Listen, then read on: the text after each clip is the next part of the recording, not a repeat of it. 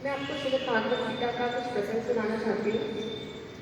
देखिए, आप सभी जानते हैं कि परीक्षित को श्राप लगा था कि 7 दिन में उसकी मृत्यु हो जाएगी। वो सुखदेव जी के पास गए कि 7 दिन में मेरी मृत्यु होने वाली है, तो ऐसा मार्ग बताइए जिससे चल के मुझे मोक्ष प्राप्त हो। और उन्होंने ये चीज़ भी पूछी थी सुखदेव जी से कि मन बहुत चंचल रहता है।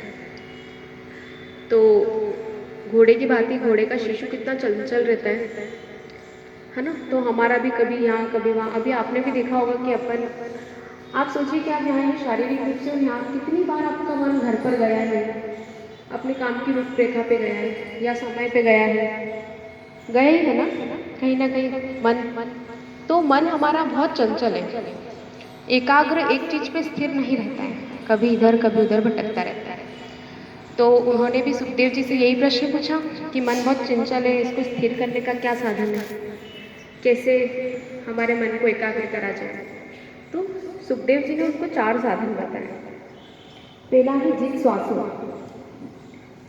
जितासनो, पहला है जितासनो, फिर जित श्वासो, फिर जित संगो और जितेंद्रिय। ये 4 साधन है।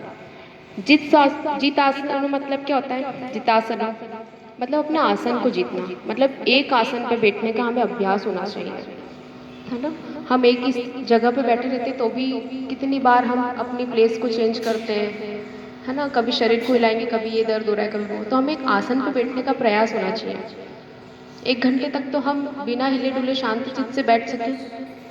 तो सबसे पहले जितासन। दूसरा है जित श्वासो, हमें अपनी सांस पे, अपनी श्वासों पे नियंत्रण होना चाहिए, जिसके लिए हमें प्राणायाम करना चाहिए। पहला है जिसके लिए हमें आसन करना चाहिए, दूसरा है प्राणायाम करना चाहिए, है ना।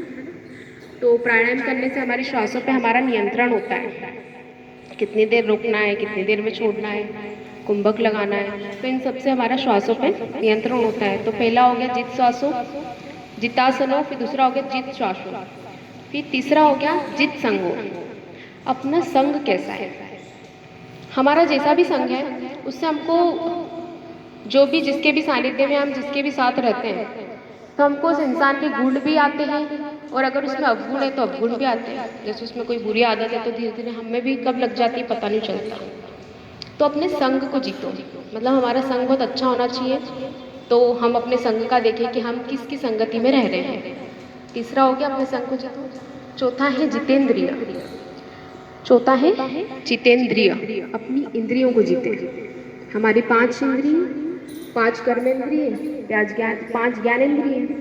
तो अपनी इंद्रियों को जीते, है ना। जैसे हमारा बहुत कुछ खाने का मन कर रहा है तो हमें अपने जीवन पे संयम रखना है। बोलने में भी बहुत अपशब्द बोलते हैं तो हमें वहाँ पे भी संयम रखना है। हमें क्या सुनना है, अपने कानों पे भी संयम रखना है। कोई बुराई कर रहा है तो वो नहीं सुने, वहाँ से चल दें, या सामने वाले को बोल दें कि नहीं, है ना। हम इस चीज़ के लिए मना करेंगे, उसको बुरा लगेगा तो उसमें कोई दो राय नहीं है कि हमें पाप लगेगा, बिल्कुल नहीं। क्योंकि हम सुनने से और पाप लगता, मना कर दिया उसको बुरा लगा तो उसका पाप नहीं लगेगा। और उसको बुरा लग रहा है तो लगने तो, हम किसी की निंदा नहीं करना। तो कानों से अच्छा सुने, मुख दिया है तो अच्छा बोले, स्पर्श अच्छा हो हमारा, है ना। तो ये इंद्रियों को जीते। तो हमने आज 4 चीजें सीखी कि मन को नियंत्रण रखना है। तो हमको 4 साधन बताए हैं। अपने आसन को जीते, जितासन हो, जित श्वासो, सांसों को जीते, जित संग हो, अपने संग को जीते, और फिर जितेंद्रिय, अपनी इंद्रियों को जीते। एक भजन भी है जिसपे कहा गया है कि देखना इंद्रियों के ना घोड़े बड़े। आपने देखा ना, रथ में 5 घोड़े रहते हैं, तो वो हमारी इंद्रियां हैं जो हमको विषय की ओर लेके जाती है ना। विषय हमें बुलाते हैं। जैसे कोई मिठाई है तो वो भी एक विषय है जिसके द्वारा हम देखते हैं, आंखों से हमने देखा, है ना। आंखों से हमने देखा उसके रूप को, फिर हमारी इच्छा है कि हम उसका स्वाद लें। तो स्वाद लेने के लिए हम सबसे पहले स्पर्श करेंगे उसको, तो स्पर्श करना भी एक इंद्रिय है। उसके बाद हम सूंघ के भी देखेंगे कि कैसा है ये। मान लो आम वाला आया, है ना, अभी तो मौसम भी आ रहा, आएगा देखना आप सब करेंगे। तो ठेले पे आम वाला आया, अब आपने सबसे पहले सुना कि आम वाला आया, कौन सी इंद्री से? कान से सुना। आप गए, आपने देखा, आंखों से देखा। उसके बाद आपने उसको स्पर्श करा, स्पर्श करके देखा, हाँ लाल लाल है, बढ़िया है। फिर सूंघ के देखा, खुशबू अच्छी आ रही है आम की, पक्का है, बढ़िया। उसके बाद फिर भैया जरा चखा भी तो मीठा है कि नहीं। तो हमने क्या करा, ये हमारी 5 इंद्रियां हैं, तो ये हमारे विषय जो बुलाते हैं हमें, और हम दौड़े दौड़े घोड़े हमारे विषय इंद्रियों के घोड़े जाते हैं। तो इसलिए कहा गया है कि देखना इंद्रियों के ना घोड़े बड़े, उनमें हर वक्त संयम के कोड़े पड़े। हम देखा है ना घोड़े को चलाने वाला उसको चाबुक से बढ़िया लगाम लगाता है, तो हम भी अपनी बुद्धि से, विवेक से, संयम के चाबुक अपनी इंद्रियों पे चलाते रहें। तो ये 4 चीज़ें आप ध्यान रखिएगा कि हमारा मन पे अच्छा नियंत्रण हो, तो ये 4 चीज़ों को आप जीते। दूसरा है कि भक्त कितने प्रकार के होते हैं। मैं आपको भक्त के बारे में बताना चाहती हूँ। भक्त 4 प्रकार के होते हैं।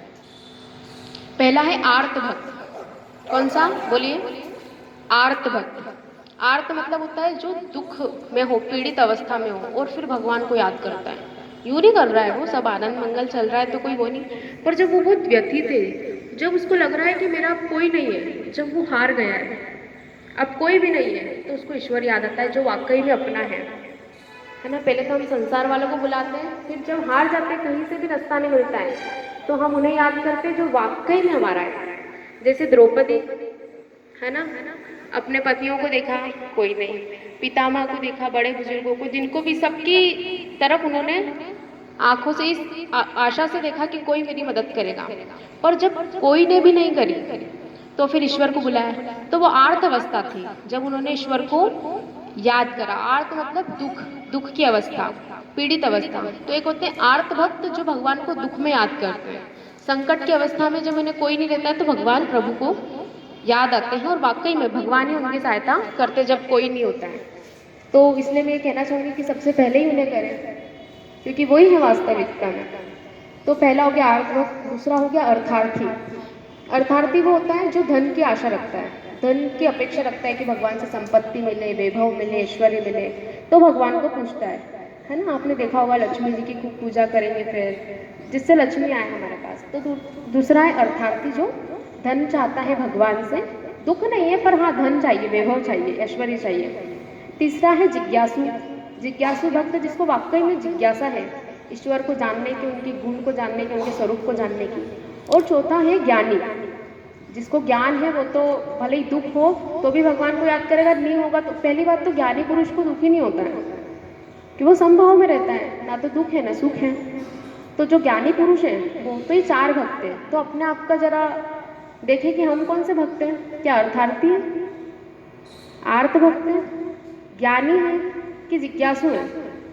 अपना अपना देखें कि हम कौन से हैं। इसमें कोई वो नहीं है कि कोई निंदा करे कि कौन सा भक्त बुरा है या कौन सा। बस भक्त तो भक्त होता है, और ईश्वर को जो भाव से भज रहा है वही सच्चा भक्त है। तो अपने आप को देखें कि हम क्या हैं। आप आर्त अवस्था में भी कर रहे हो तो भी आपकी देखना ऐसी लगन लगेगी कि आप फिर ज्ञानी भक्त हो जाएंगे। दुख से भले ही आप भगवान के समीप आएंगे, दुख मिला इसलिए, पर फिर उसके बाद आपका मन ही संसार से हो जाएगा। क्योंकि देख ही लिया ना, संसार वालों ने किसी ने मदद नहीं करी, कोई था ही नहीं, शिव प्रभु थे। तो आपको वहाँ से भी ज्ञान स्टार्ट हो जाएगा, आपको ज्ञान आ जाएगा कि नहीं यार भगवान ही है। फिर आप आर्त भक्त से ज्ञानी भक्त में तब्दील हो जाएंगे। ठीक है, तो ये 4 तरीके के भक्त होते हैं और 4 तरीके की साधन है हमारे मन को जीतने के। ठीक, अब हम एक भजन सुनेंगे, उसके बाद क्लास को विराम देंगे।